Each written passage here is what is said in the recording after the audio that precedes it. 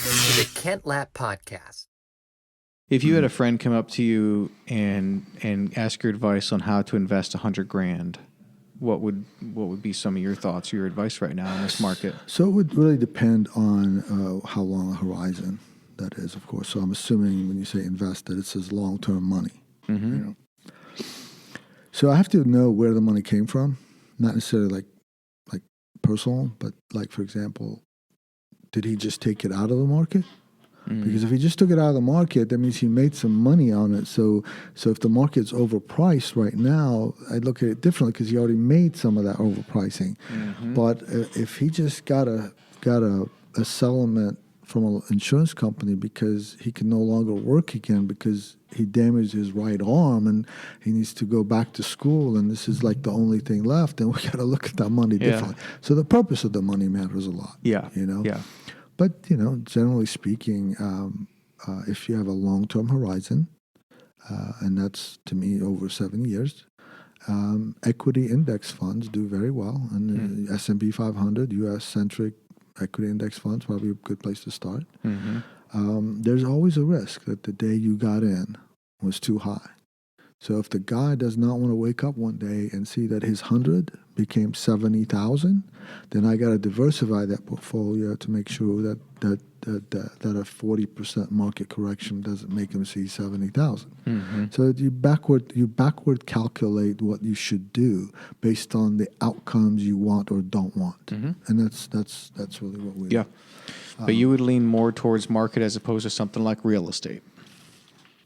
Because we did say a very average person here, so. Yeah, I think so. First of all, real estate can be done while people have a lot of money. But generally speaking, investment real estate, you have concentration of risk around one market, one asset. You have to be careful.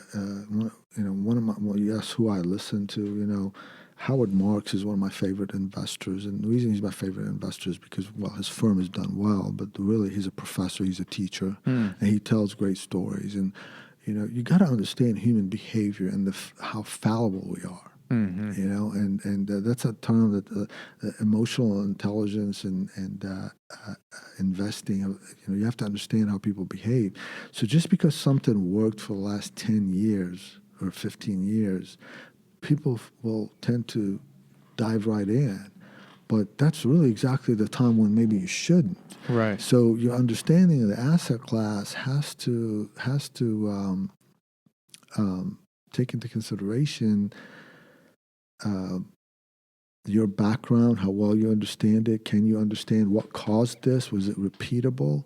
And is $100,000 enough to? Now, if you tell me that some guy is really handy and can do just about any project in a house, okay, and wants to use some of that money to take on a house and flip it, he is adding value way beyond that 100,000, right? So as long as the market holds up and he buys smartly, he has a special. That's different than investing. Most investing, what we're doing is we're very passive investors. We put it and we walk away. Yeah, and there's nothing that a real estate company can do that a company in the S&P can't do. There is real estate in the S&P. So now, our bias in real estate right now is not for equity and core real estate. It's for lending because we're getting a far higher return, we think. We may be wrong. We're getting a far higher return in the coupon we're collecting than we think the real estate investors will get from the equity on their return, especially when you adjust it for risk. Oh, wow. Interesting. But now, this is not apples or oranges. One is core real estate, and the other one is lending on real estate that may not be core. So there is a difference in risk, but we think the upside more than justifies that. So so there's a lot to this to investing, and one of the problems that I come across all the time is that people try to oversimplify it, and I get people come up to me, should I invest in MLPs? They're down 60%. They're down 30%. And they don't understand MLPs. There's a reason why they're down. You know, I'm not just picking on one asset, but that happens all the time. People just lack the knowledge. But there is this human nature that, hey, this guy told me that, you know, everything's overpriced, but this one thing is down 30%. Is this where I should be putting my money? You know, well, maybe not. You got to understand it. And if you don't understand it, then you won't. Just understanding it doesn't mean you're right or you will be right. Right. Yep. But at least you will have some conviction around it. And if you understood it and it went the wrong way, you would then understand what is it that you assumed that didn't turn out right. So is it just haphazard, or did you not understand it, or did something change? Yes. So you have a basis for making a decision.